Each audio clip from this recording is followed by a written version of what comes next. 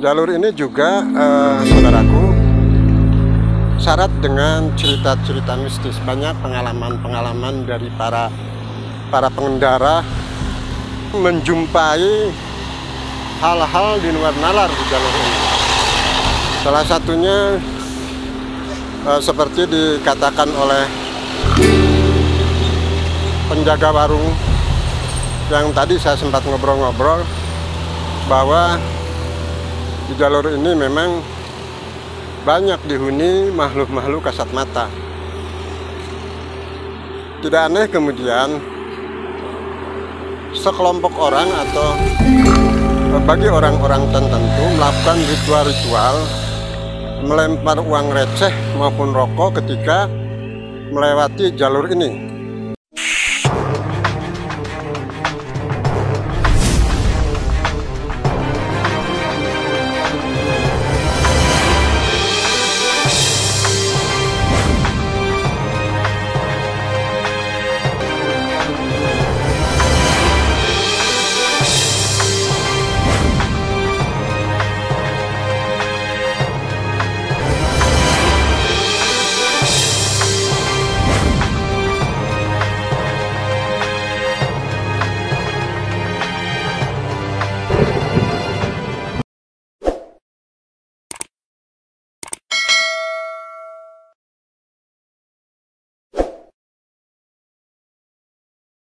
Bismillahirrahmanirrahim. Assalamualaikum warahmatullahi wabarakatuh. Selamat berjumpa lagi dengan Daswe Channel yang menyuguhkan ragam cerita, ragam berita, dan ragam bicara. Saudaraku, siang ini saya berada di Cadas Pangeran, Kabupaten Sumedang.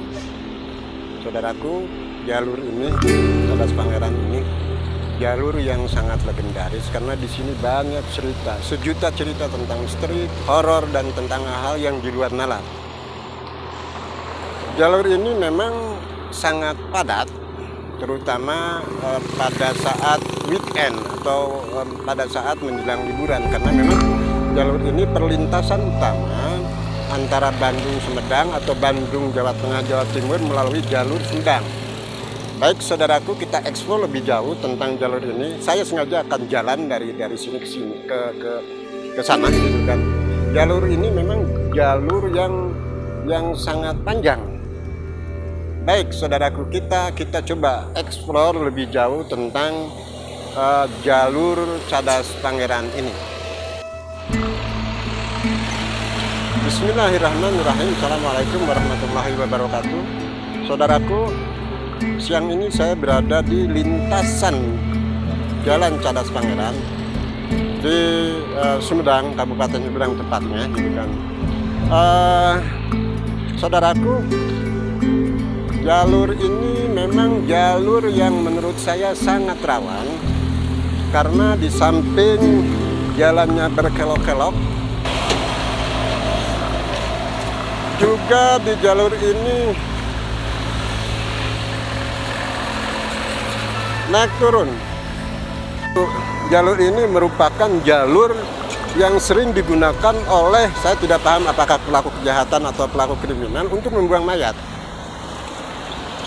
Jadi jalur ini seringkali dulu digunakan untuk membuang mayat, entah itu, saya tidak paham apakah korban kejahatan atau apapun.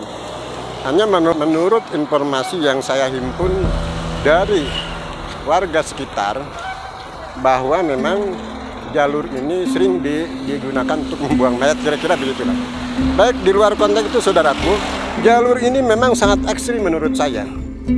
Karena tadi seperti saya bilang, selain jalannya berkelok-kelok, berbelok-belok, dan itu belokannya sangat tajam, juga konturnya naik turun.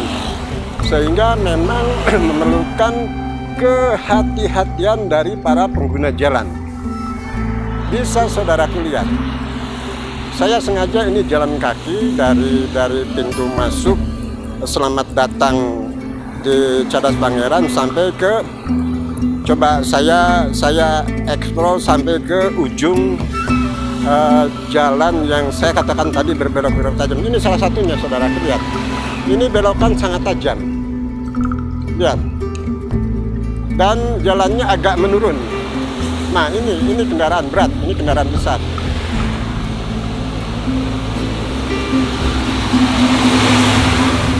Jadi ini saudaraku, ini bukit. Ini bukit. Coba saudaraku saya ajak untuk mundur ke belakang ketika pada zamannya jalan ini dibangun. Betapa kemudian pada zamannya atau pada ketika itu pembuatan jalan yang menurut saya sangat luar biasa pelik. Maka kemudian tidak heran kemudian banyak korban-korban warga pribumi untuk membuka akses jalan ini. Jadi jalan ini memang dibangun pada tahun 1808 pada saat ketika Gubernur Jenderalnya Dendels. Ini hasil dari kerja rodi atau kerja paksa pada saat masa penjajahan tahun 1808 itu. Ini saudaraku yang saya katakan jalan berbelok tajam, bisa saudaraku lihat.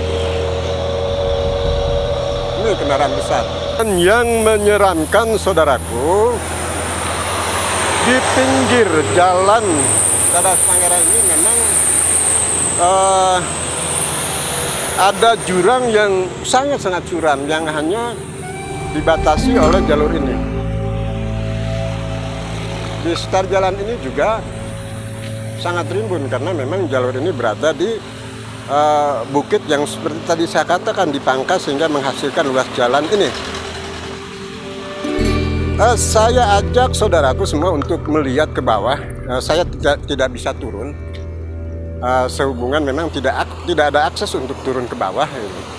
Tapi saya coba ambil gambarnya dari atas bagaimana kemudian curamnya jurang yang ada di jalur Cadas Pangeran ini.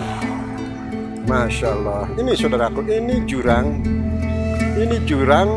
yang berada di jalur jalan Cadas Pangeran. Coba saya fokuskan ya. Nah, di bawah itu sesungguhnya ada sungai yang sangat besar, cuma karena terhalang rimbunnya pohon sehingga sungai itu tidak bisa terlihat. Tapi ini sangat dalam, diperkirakan menurut penduduk sekitar ini kedalamannya 50-60 meter. Ini ada pengendara motor juga. Memang jalur ini sangat terbuka untuk semua jenis kendaraan. Nah, itu jurangnya saudaraku. Ini sengaja saya fokuskan gitu kan, cuma ya lagi-lagi dasar jurangnya tidak bisa terlihat jelas karena memang jurang ini dipenuhi oleh pohon-pohon yang sangat tinggi.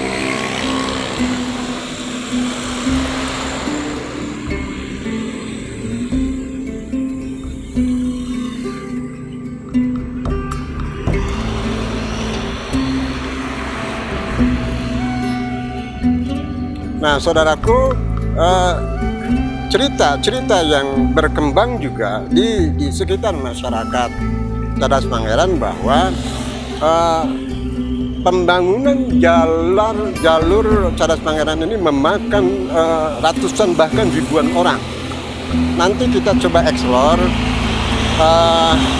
lokasi makam dari para pekerja yang pada zamannya terlibat dalam proses pengerjaan jalur ini.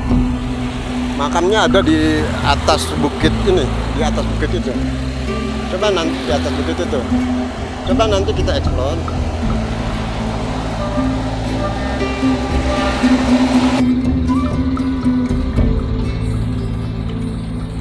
Jalur ini juga, saudaraku, syarat dengan cerita-cerita mistis. Banyak pengalaman dari para pengendara yang menemukan, yang menjumpai hal-hal di luar nalar di jalur ini. Salah satunya seperti dikatakan oleh penjaga warung yang tadi saya sempat ngobrol-ngobrol, bahwa di jalur ini memang banyak dihuni makhluk-makhluk kasat mata. Tidak aneh kemudian sekelompok orang atau bagi orang-orang tertentu melakukan ritual-ritual melempar uang receh maupun rokok ketika melewati jalur ini. Itu memang hal itu dilakukan memang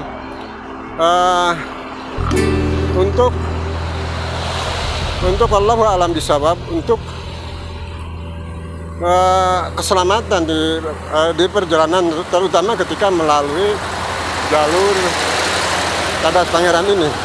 Nah, sudah Bu, ceritakan pengalaman Ibu kan berada di sangat dekat dengan Cadas Pangeran. Iya, waktu Bisa itu Ibu ceritakan cerita-cerita yang sampai ke telinga Ibu, baik dari pengunjung atau pengalaman Ibu sendiri. waktu itu pengalaman malam sekitar jam 8 kalau nggak salah. Ada motor sama ibu-ibu, terus dia berhenti nanyain tempat pengisian bensin. Katanya sih dia habis bensin, motornya mogok. Pas dia tahu-tahu dia motornya masih banyak bensinnya, tapi dia langsung mati motornya. Tahu-taunya udah ngopi, dia udah jajan dari sini, motornya hidup lagi. Ya, jadi salah satu syaratnya memang harus mampir ke sini dan Harus minum mampir, kopi, kan? ya. Selain itu Bu, ada cerita yang sampai ke telinga Ibu, cerita tentang Ada. misteri atau mistis di tempat ini. Ada sih waktu itu anak-anak yang itu teh, bukan anak pang yang kesurupan di sini semobil teh. Oh, itu yang saya ngomong belak-belakan kesurupan sama mobil tapi cerita.